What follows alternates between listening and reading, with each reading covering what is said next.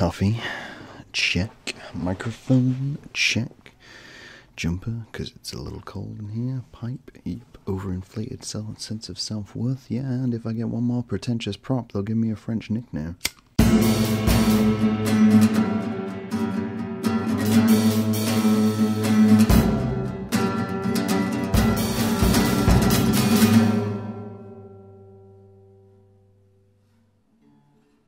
So at any one time, I'm dealing with nonsense.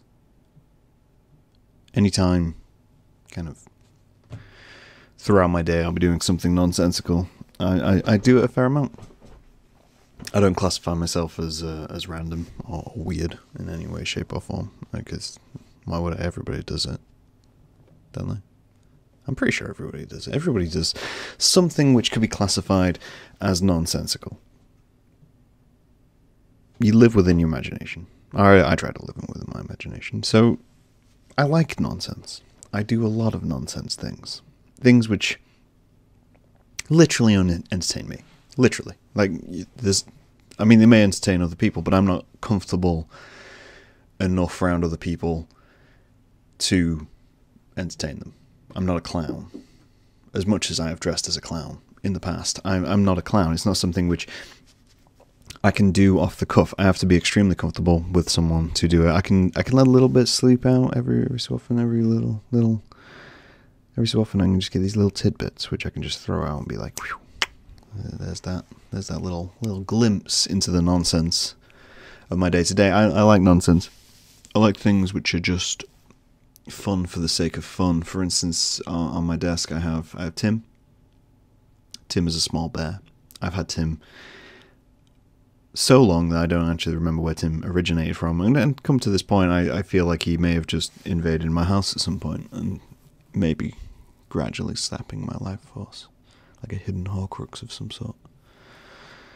And then I gave him robot armor.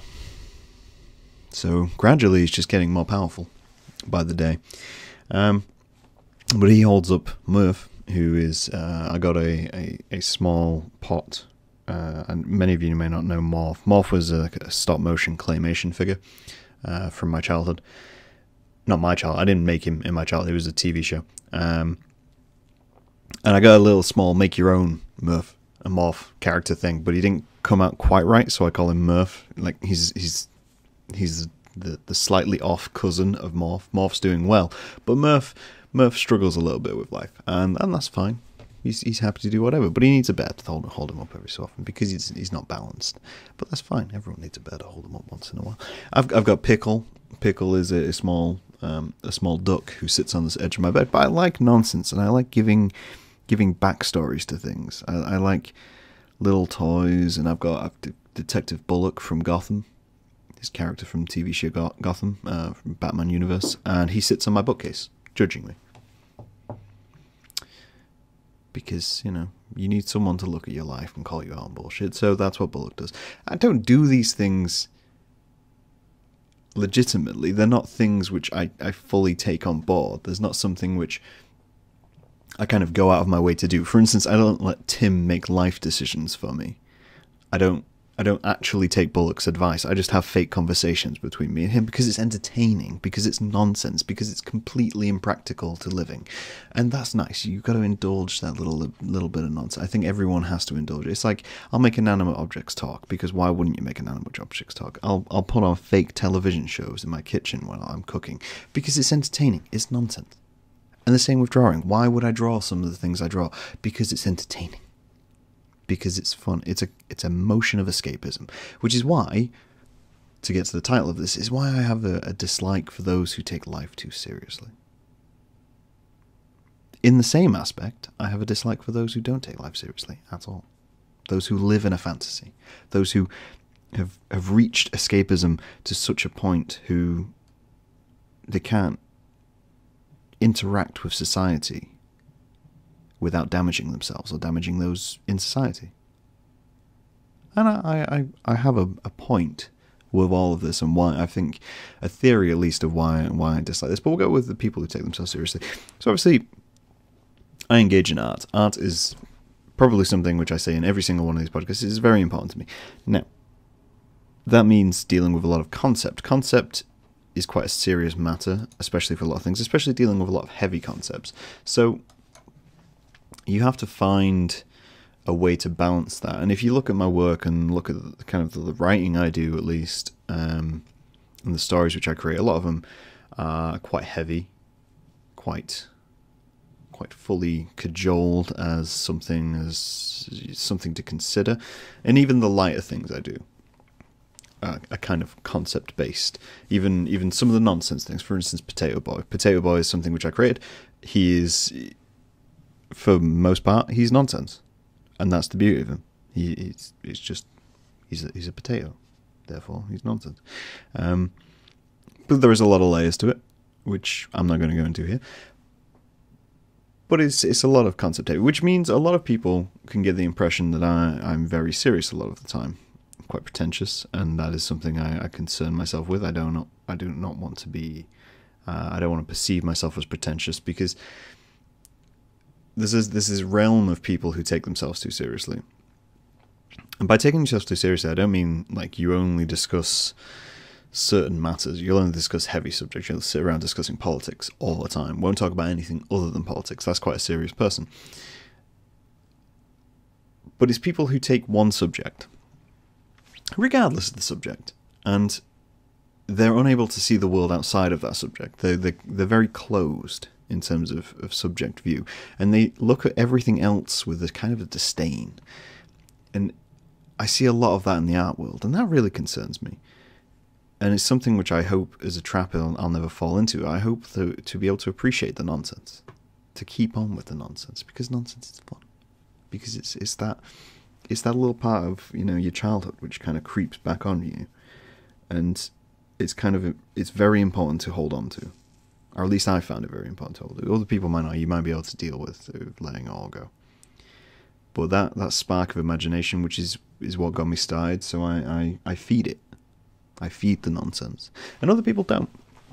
You'll meet people who, this is especially one, where you meet people who have a passion for a subject, especially politics or activism in any way, shape or form, whether it's the environment or race or money or the economy, and any subject which really invokes passion. Some people apply that to everything within their lives, and they can't consider things without their lives, and they can't take a break from it. They can't shut off from it because it is so heavily part of them, which means that if it ever gets solved or changed in any way, that their whole life becomes disjunctured. And in a way, my nonsense it's a self-defense mechanism. It's, if anything gets too bad or to a point where I have no control of it anymore, I still have nonsense, because nobody can control nonsense.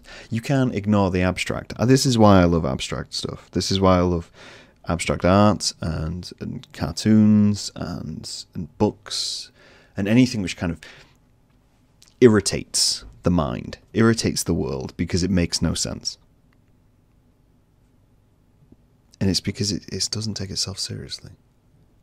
Everything which is absurd cannot take itself seriously. Even super serious artwork, even things with complex methodologies and concepts. On some level, there has to be a notion of that you're staring at absurdity. And that's something I really appreciate within life. And it's the same with people who don't take anything seriously. You can have this grasp of nonsense. But if that's all you're grasping, then your whole life's nonsense. If everything you do is put into just self-fulfillment of enjoyment, then you don't never really achieve anything. From my point of view, you may completely disagree with me. You may, and the same with those who take life so seriously. You may completely disagree. You may look at me and think I'm dead weight and I will achieve nothing in my life, and you may be entirely correct. But this is how I've chosen to live my life, and I just like to explain my differences, essentially. And I think this is something which children introduce to a lot of people, is that you can have pairings who are very serious and have very clear goals of achievement within their life, and then they introduce children, and if they can't relate to the child through a little bit of nonsense, then that's where you get these divides where people don't relate to their parents and the parents don't relate to their children. So holding on to that little bit of nonsense is quite important. Just because it gives you that glimmer of before there was responsibility. Not to mention nonsense is free. Like, something silly is completely free. Whether it's just drawing a face on something or applying eyebrows to something which shouldn't have eyebrows and then giving it a quizzical look and then giving it a backstory about how it works as a bank teller, and one day the cashier didn't measure up properly and then suddenly they're being accused of robbing the bank and they've got this quizzical look of thinking, why have I got this quizzical look? I'm getting off point. So why take everything so seriously? Obviously there's a time and place for all of this. That's, you know. But you can't approach everything as complete seriousness. You can't approach everything you do with pure, unadulterated non-seriousness, because you miss out on everything else. You see a lot of these great stories. There's one which is...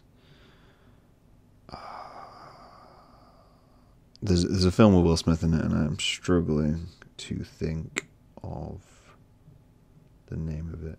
Pursuit of Happiness. There we go. Okay, so Pursuit of Happiness follows the story of a young man who is struggling and has a son, and he's trying to make it big. He wants to work, I think it's Wall Street or something like that. And he wants to make it big and go to Wall Street and be taken seriously, and that's the passion, and that drives the entire film. And it's this story of adversity, and it's this great little thing of, if you don't lose your vision, you keep going, you try everything, you sacrifice everything, you achieve your vision. Now, once that vision is achieved, that's when he allows himself some nonsense time.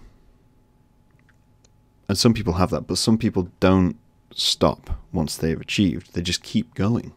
They just keep that point. And if you've got no barrier of where that point is, then you're going to do that for the rest of your life until you die, and you're going to miss everything else. If you can't take a moment to appreciate the little things and appreciate the little moments, then that's the doom of everything. That's essentially the story of Scrooge. That's you chase money for your entire life. Friends, family, interests all drop off. And so you're old, and then some ghosts turn up and tell you you're going to die soon if you don't change your way. No one will miss you. That always bugged me about that story. Is essentially Scrooge changes his mind because of the impression he'll leave when he's gone. Now, whilst it's a heartwarming story of someone coming to terms with how they are and being shown the way they are, and the things they did that they lost, and that's essentially what changed them. That's I'm not missing the point. But the main thing which makes him change is that he'll die soon, which is fine. Mortality is scary, so therefore change will occur. But there's this huge thing of, oh, well, these people will talk about you in this way. It's like, you're dead. He never cared what people thought whilst he was alive. Why would you care when you're dead? Why would you care of that impression? Because you didn't take care and didn't look after anything up to that point apart from your own money. Why would you be so shocked into people disliking you when you were dead? Do you have this false impression that they think you're a deity now? Think you know, benevolent and caring? And I don't know. It's a false impression. And it's strange to see people so shocked of it. But it's another point of this is, I can never understand when people put people down for this, for having imagination, for being embroiled in nonsense. A lot of I hate the term, but nerd stuff, or what would be considered nerd stuff, maybe 5 years ago, the whole genre of nerd has changed dramatically. A lot of people put people down for it. It's like, how can you be interested in cartoons, and how can you be interested in quasi-real cute things? Well, because it's great. Because it's a little escape. It's that little bit of joy which you can kind of take in collecting a figurine, or some people take in collecting a figurine, and going out of your way to read stories about nothing and writing fan fiction. These are little segments of nonsense, and people really drop down, especially older generations. And yeah, I know older generations. I know, old couples who keep figurines of dogs who hold on to that China doll who's just sits in their room and it's not worth anything because it's got sentimental value. It's their little bit of nonsense. And yet, if someone devotes their life to a little bit of nonsense, they look down on them. And I think part of it's jealousy. I think part of it is envy of looking back and thinking, why didn't I devote my life to that? Devote my life to something which I found fun? Because essentially they're cracking the code early on in terms of capitalist society, is that if you find something you enjoy doing and you can make a living off it, then do it. That's how you get money from society. Keep going, enjoy what you do, and then, die. Of course, everything dies. That's not a massive point of negativity. That's the key, essentially. So, I don't get that aspect. But at the same time, I don't get the aspect of people who are completely into nonsense, looking down on people who want to take everything serious. If you live your life in a fantasy, and then you look at people who don't live their life in the fantasy, and you think, oh, you're living life wrong. Life should all be fun. There should be nothing but fun in life. You should always do what you love. And some people, 1, don't have the confidence to do that. 2, don't want that. Fun for everyone is not fun for everyone. You can quote me on that. Some people who enjoy little tidbits about little cute things don't find that fun. They find statistical analysis fun. They find, filing and arguing fun. You can't define someone else's fun or what they enjoy. You can define nonsense. Everyone appreciates a little bit of nonsense. Even accountants. I don't want to besmirch accountants. Accountants are fantastic. You can do things with numbers which I couldn't dream of. Even you appreciate a good accountancy joke. An abstract accountancy joke. I don't have an abstract accountancy joke to throw in this. I don't know nothing about accounting. But I imagine that if someone was to fill out some sort of application spreadsheet account with something nonsensical and presented it as reality with a punchline, you would laugh, because there's some absurdity in it and there's a little bit of nonsense, and that's what you can't lose. That's what you have to hold on to regardless of what you're doing. It's a huge thing within art of you have to have that connection. That's what gives art that connection. That's what great art gives that connection, is that you have something majoritively serious and majoritively conceptual, but it is relatable enough that someone could look at it and think, oh, that's fantastic. That's that, even if they just get the relatable bit with the rest of it pronounced around it, that's the beauty of something like Damien Hirst. Or Hirst.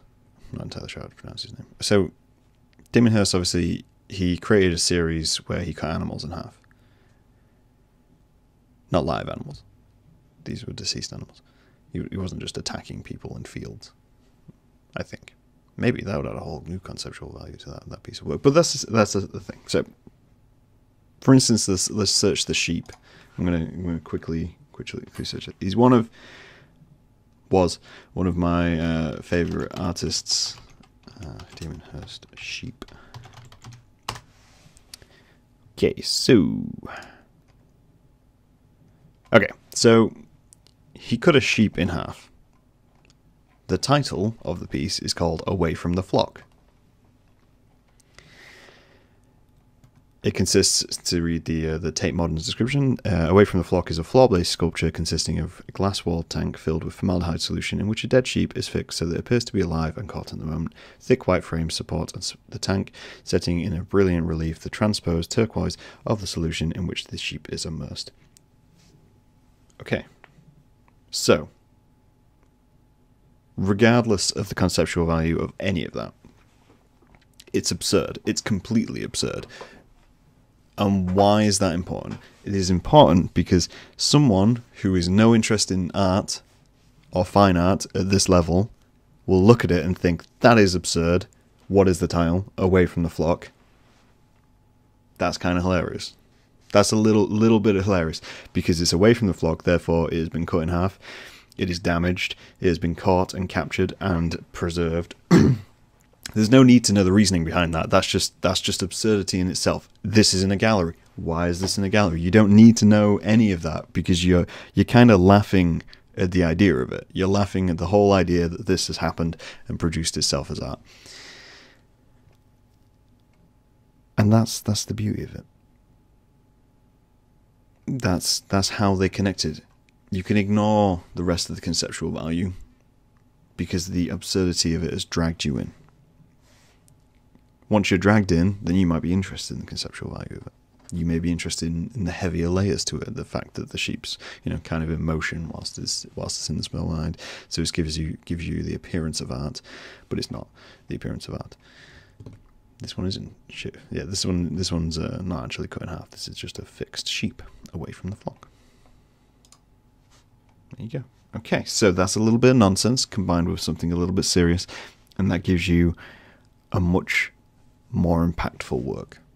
It gives you a stronger view of what was trying to be created.